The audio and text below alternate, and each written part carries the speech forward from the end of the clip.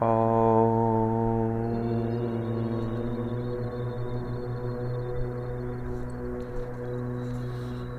Shri Krishna friends, कैसे हैं आप सब। तो चलिए आज हम चैप्टर 1 के श्लोक नंबर 27 पे पहुंच गए हैं।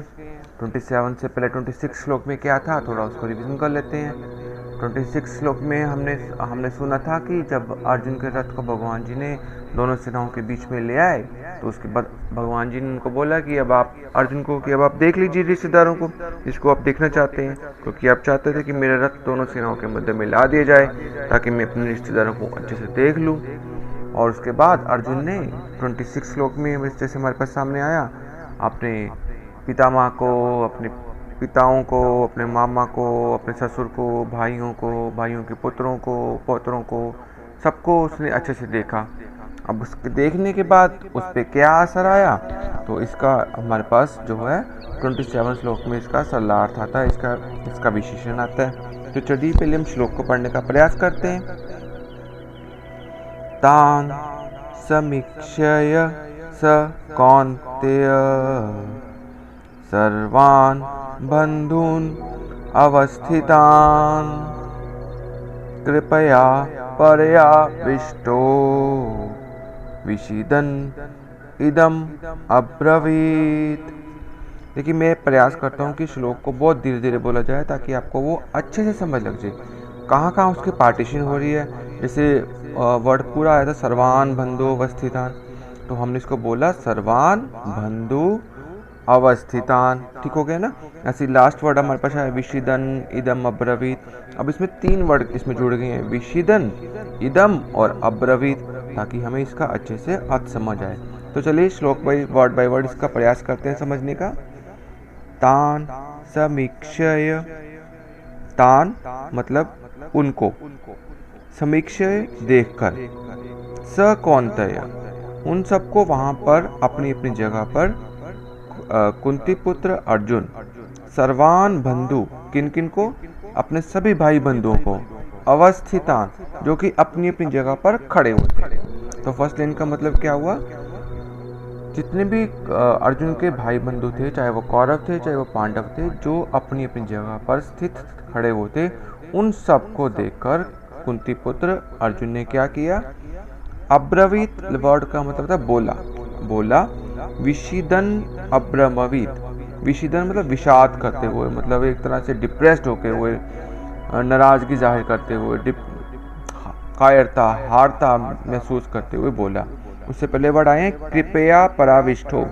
कृपया मतलब होता है कायरता के साथ, पराविष्टो मतलब उसके अधीन हो गए, मतलब वो एक कायरता में चले गए।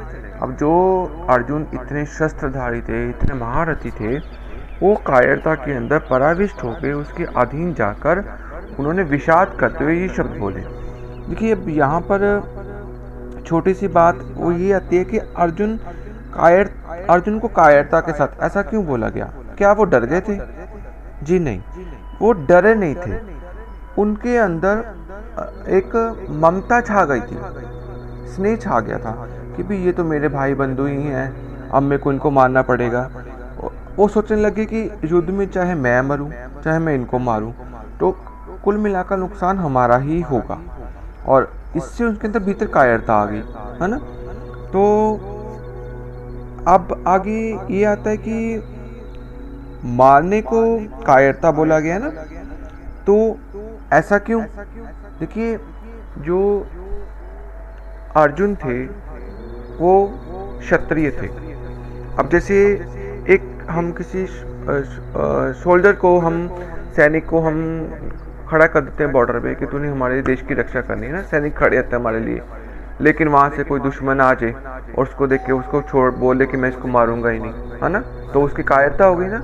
तो ऐसे ही क्षत्रियों का जो धर्म होता है वो धर्म की रक्षा करना होता है, और जो धर्म के अगेंस्ट चले उसको मारना होता है। अब उसको उसके सामने अपने भाई बंधु दिखने लगे, उसको दुर्योधन के जो पाप थे वो तो दिख नहीं रहे थे, वो अपना भाई दिखने लग गया, इसलिए वो कायरता में चले गए।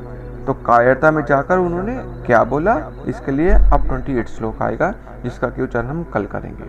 ठीक हो गया। चलिए एक बार फिर से इसको रिपीट करते हैं। तान समीक्षय स कौन्तेय सर्वान् बन्धून् अवस्थितान् कृपया पर्याविष्टो विषिदन् इदम् अब्रवीत्। Thank you so much friends, श्लोक का अच्छे से गायन करने के लिए, इसको समझने के लिए। अब आपने सिर्फ इसका प्रयास करना है, इसको बार बार रिपीट करना है, बोलने का प्रयास करना है, ताकि ये श्लोक आपके सबकॉन्शियस माइंड में जाकर अच्छे से फिट हो जाए। थैंक यू, मिलेंगे कल श्लोक नंबर 28 के साथ। सबको प्यारी प्यारी जय श्री कृष्ण जी।